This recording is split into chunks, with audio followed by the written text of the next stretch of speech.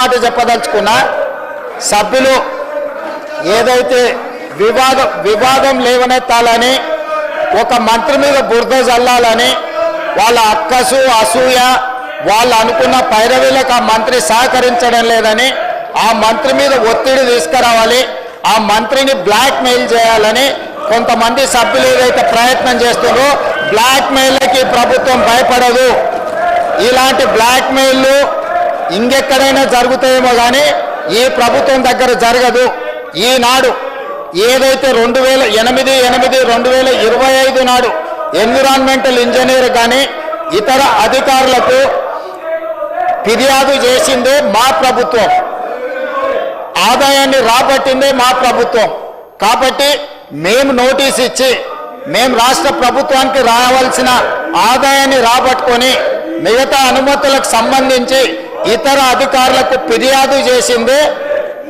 ఈ ప్రభుత్వము మా అధికారులు కాబట్టి వీళ్ళు కొత్తగా ఇందులో కనిపెట్టి కానీ నిజంగానే మా మంత్రులకు ఇందులో పాత్ర ఉంటే ఈ నోటీస్ ఇవ్వడం కానీ ఈ నోటీస్ మీద పన్నులు వసూలు చేయడం కానీ ప్రభుత్వం చేస్తుంది అధ్యక్ష రాఘవ కన్స్ట్రక్షన్స్ ప్రైవేట్ లిమిటెడ్లో మా మంత్రి గారికి ప్రత్యక్షంగా సంబంధం ఉంటే ఈరోజు ఈ నోటీసులు ఇచ్చి ఈ ప్రభుత్వ ఆదాయాన్ని రాబట్టుకునే ప్రయత్నం ఎక్కడైనా ఏ ప్రభుత్వం అయినా చేస్తుందా వాళ్ళ ప్రభుత్వంలో ఎప్పుడైనా చేసిందా అధ్యక్ష ఈరోజు మా ప్రభుత్వము రాష్ట్ర ప్రభుత్వం ఆదాయానికి ఎక్కడ కూడా రూపాయి గండి పడకూడదు ప్రతి రూపాయి రాష్ట్ర ఖజానాకు చేరాలి అని ఈరోజు మా ప్రభుత్వం మా అధికారులు నిజాయితీతో మా మంత్రులు చిత్తశుద్ధితోని చేపట్టిన చర్యల వల్ల ఈరోజు రాష్ట్ర ప్రభుత్వానికి ఆదాయం వచ్చింది అయినా వివాదం చేయాలి బ్లాక్మెయిల్ చేయాలి ఆ మంత్రిని బెదిరించుకోవాలి ఆ మంత్రి ద్వారా పైరవీలు చేసుకోవాలని ప్రయత్నం చేసిన వాళ్ళు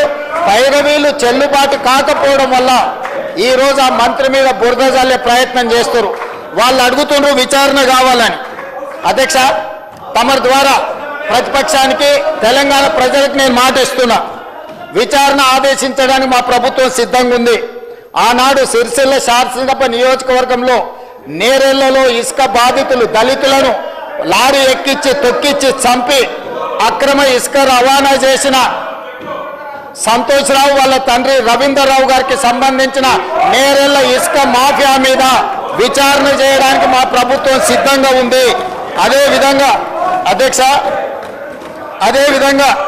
survey number 168 Shirisha Jio granites దీనికి సంబంధించి ఆంధ్రప్రదేశ్కు సంబంధించిన ఒక ఎక్స్ ఎమ్మెల్యేను బెదిరించి అక్కడ స్లోగన్లు ఇస్తున్న గతంలో మైనింగ్ శాఖ మంత్రిగా పనిచేసిన వ్యక్తి ఏదైతే వాళ్ళ మైనింగ్ లీజు రాపించుకొని అక్రమంగా మైనింగ్ చేసిండో దీనికి సంబంధించిన దాని మీద విచారణ అదేవిధంగా మిడ్ వెస్ట్ గ్రానైట్స్ కు సంబంధించి ఈరోజు రెవెన్యూ మంత్రి గారిని బ్లాక్మెయిల్ చేయాలని ప్రయత్నం చేస్తున్న ఏ శాసనసభ్యుడైతున్నాడో వాళ్ళ తమ్ముడి పేరు మీద ఇల్లీగల్గా మైనింగ్ చేసుకొని వారి దగ్గర మైనింగ్ శాఖ ఉన్నప్పుడు ఏదైతే illegal mining mid west granites కు సంబంధించి ఏదైతే దోపిడీ జరిగిందో వాళ్ళ తమ్ముడినే స్వయంగా పెట్టి ఈ దోపిడీకి పాల్పడ్డాడు మిడ్ వెస్ట్ గ్రానైట్స్ మీద విచారణకు ఆదేశిస్తాం అధ్యక్ష అదేవిధంగా అధ్యక్ష శ్వేత గ్రానైట్స్ గంగుల కమలాకర్ గారు శాసనసభ్యులు మాజీ మంత్రి వాళ్ళ కుటుంబ సభ్యులకు సంబంధించి అక్రమ మైనింగ్ జరిగిందని ఈరోజు రాష్ట్ర ప్రభుత్వం విజిలెన్స్ అండ్ ఎన్ఫోర్స్మెంట్ నివేదికనే కాదు ఈడీ ఎంక్వైరీ కూడా జరుగుతుంది కాబట్టి శ్వేత గ్రానైట్స్ కు సంబంధించి శాసనసభ్యులు గంగుల కమలాకర్ గారి కుటుంబ సభ్యులకు సంబంధించిన ఇల్లీగల్ మైనింగ్ మీద ఈరోజు విచారణ ఆదేశించడానికి మేము సిద్ధంగా ఉన్నాం అధ్యక్ష అదేవిధంగా గాయత్రి గ్రానైట్స్ వద్దిరాజు రవిచంద్ర ఏదైతే అతని కంపెనీ మీద మొత్తం నోటీసులు ఇచ్చి ఫైన్లు పెనాల్టీలు వేసి అతను లొంగ తీసుకొని వాటిని మళ్ళీ తగ్గించి ఆర్బిట్రేషన్లో తగ్గించి అక్రమంగా గాయత్రి రవి గ్రానైట్స్ ఏదైతే రాపించుకుందో రాజ్యసభ సభ్యుడు గాయత్రి రవిచంద్ర వద్దిరాజు రవిచంద్రకు సంబంధించిన అక్రమ మైనింగ్ల మీద ఈరోజు విచారణ వేయడానికి మేము సిద్ధంగా ఉన్నాము అధ్యక్ష ఈరోజు ఇప్పుడు నేను చెప్పిన నేరెళ్లకు సంబంధించిన ఇసుక మాఫియా మీద శ్వేత గ్రానైట్స్ కు సంబంధించిన దాని మీద గాయత్రి గ్రానైట్ కు సంబంధించిన దాంట్ల మీద అదేవిధంగా శిరీష జియో గ్రానైట్స్ కు సంబంధించిన విషయంలో మిడ్ వెస్ట్ గ్రానైట్ కు సంబంధించి హరీష్ రావు గారు సొంత తమ్ముడు మహేష్ రావు గారు వారు మంత్రిగా ఉన్నప్పుడు దోపిడీకి పాల్పడ్డాడు. దీనికి సంబంధించి అదేవిధంగా ఈరోజు వాళ్ళు ఏదైతే ఆరోపణ చేస్తుండ్రో, ఏదైతే ఈరోజు రాఘవ కన్స్ట్రక్షన్ సంబంధించినో వీటన్నిటి మీద రాష్ట్ర ప్రభుత్వం తరఫున సిబిసిఐడి విచారణకు నేను ఆదేశిస్తున్న అధ్యక్ష.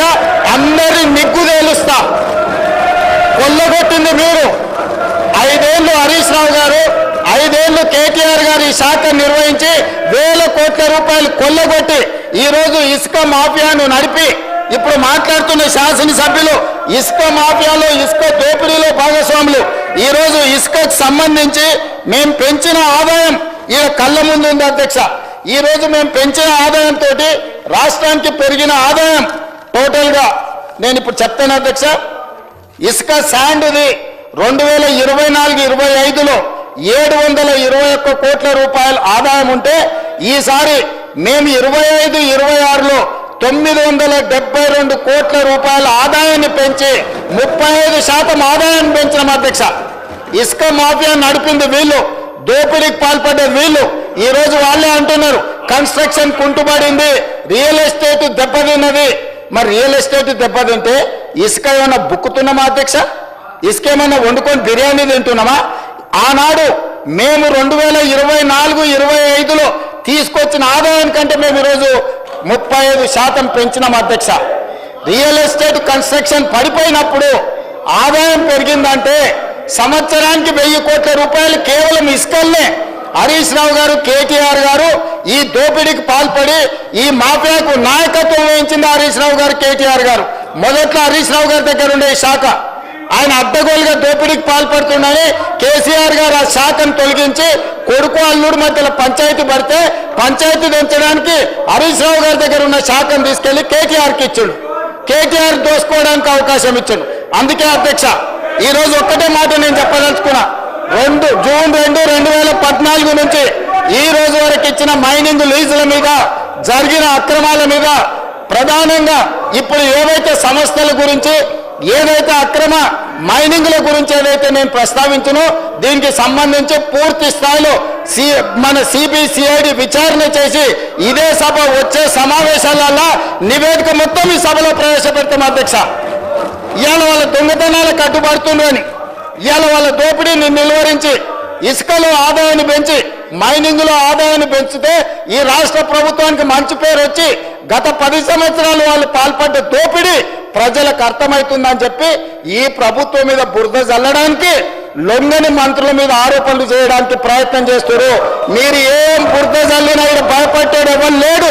ఇవాళ మీరు మాట్లాడుతున్న ఈ నోటీస్ మేమిచ్చింది, ఆదాయం మేం రాబట్టింది, మీరేం కనిపెట్టలే, మీరేం ఫిర్యాదు చేయలే. మా అధికారులు, మా ప్రభుత్వం నిజాయితీతో పనిచేయబట్టే ఈరోజు ఎవరున్నా కూడా దీని మీద విచారణకు ఆదేశించడం.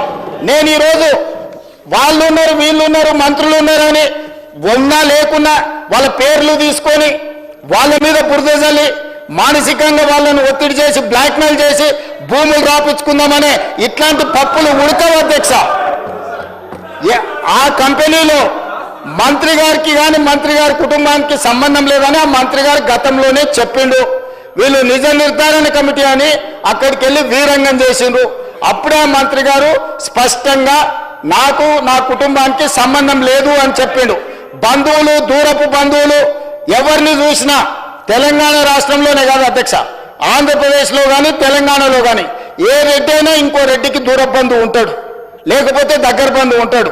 సొంత అన్నదమ్ములకే ఆదాయాల పంపకాలలో తేడాలు వస్తున్నాయి. అంతెందుకు అధ్యక్ష, కల్వకుంట్ల తారక రామారావు గారు, కల్వకుంట్ల కవితారావు గారు, వీళ్ళిద్దరు కల్వకుంట్ల చంద్రశేఖరరావు గారు పిల్లలే కదా అధ్యక్ష.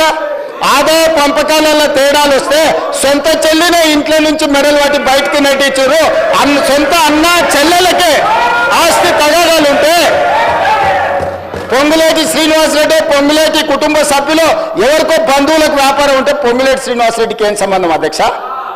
మీలాగా సొంత చెల్లెని ఇంట్లోకెళ్ళి ఎలగొట్టి, పార్టీలకెళ్ళి ఎలగొట్టి దోపిడీకి పాల్పడ్డ మీరు ఈ రోజు వారి బంధువులకు, దూర బంధువులకు వ్యాపారం ఉందని చెప్పి శ్రీనివాసరెడ్డి గారికి ముడిపెట్టి శ్రీనివాసరెడ్డి గారిని బెదిరించి లొంగ తీసుకోవాలని ఏదైతే ప్రయత్నం చేస్తుందో ఇది దిక్కుమాలిన చర్య.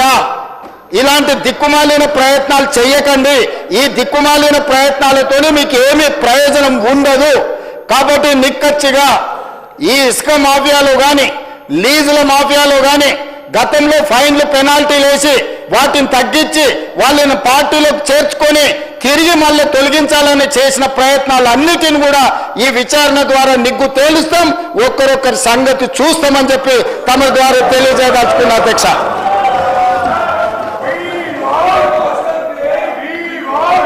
పాలనాయకులు